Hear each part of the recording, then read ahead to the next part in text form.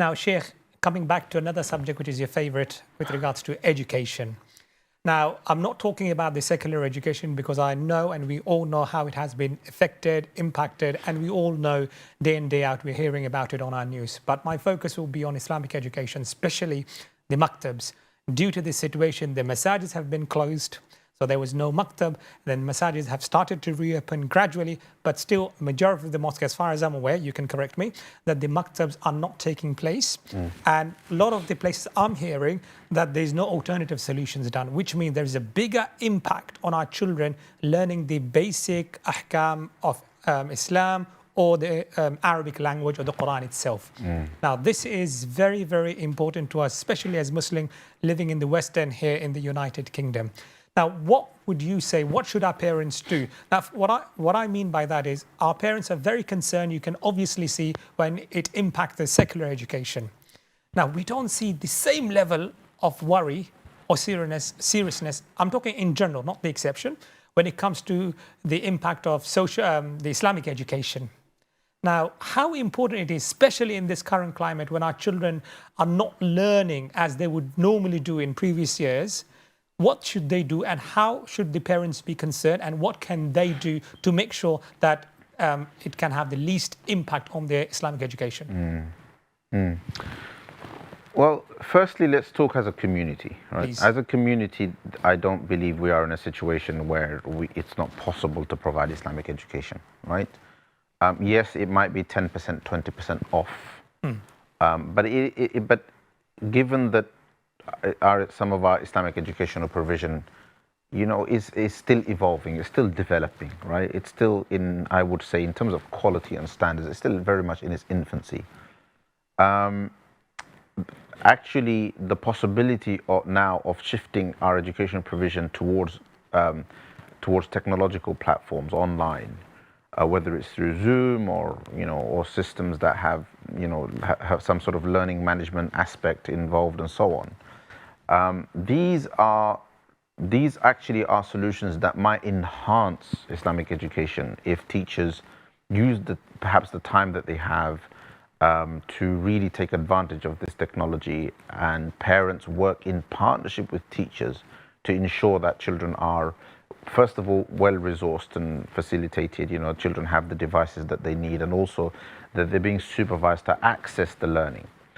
So, Zoom, to be fair, all the technological companies have upped their game, and I don't know of any circumstances where there's been such a mass kind of unavailability of online learning that people haven't been able to access it.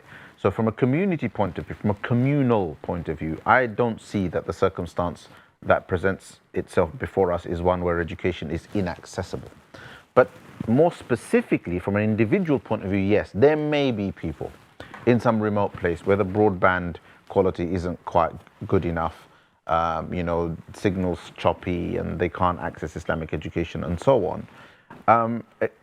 Whatever the case may be, I would suggest now that we, look at what schools are doing, look at what solutions they're implementing, and try to mimic them, right? There's no reason why an Islamic studies teacher can't teach on the phone. Meaning, I remember once witnessing a famous Sheikh al-Hadith from India on a tour in this country, teaching his Hadith dars over the telephone to his students in India. Wow.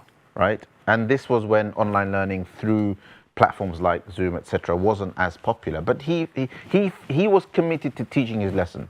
His students were committed to studying the lesson, right?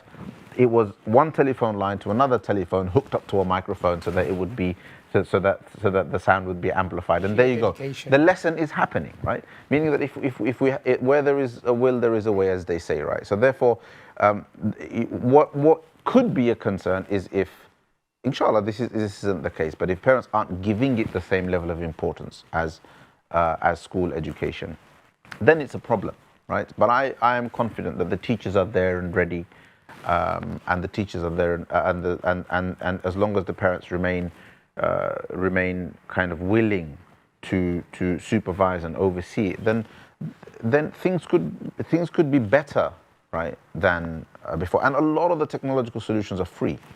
right? Zoom, you know, it has you have the 40-minute cut off. 40 minutes is a lesson, right? Some places, some education institutions have 40-minute lessons, right? So you have free solutions. You've got LMS solutions like Schoology and platforms like that that actually provide quite a substantial amount of resources for free.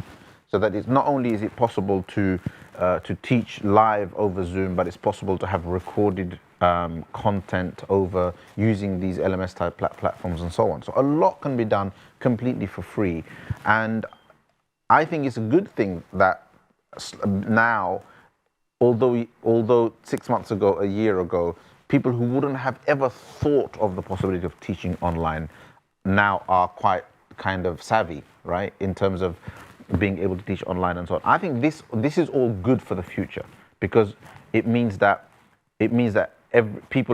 everyone has explored alternative possibilities in terms of learning, which actually means that in the future, the likelihood of people completely missing out on Islamic education is now far less, because on the one hand, the receivers of education are willing to try alternative solutions, and on the other hand, the providers of education, the teachers, are willing to try other ways to reach people. I think it spells good. The rest is down to our commitment. The solutions are there. People in these countries have no excuse whatsoever. There is no excuse.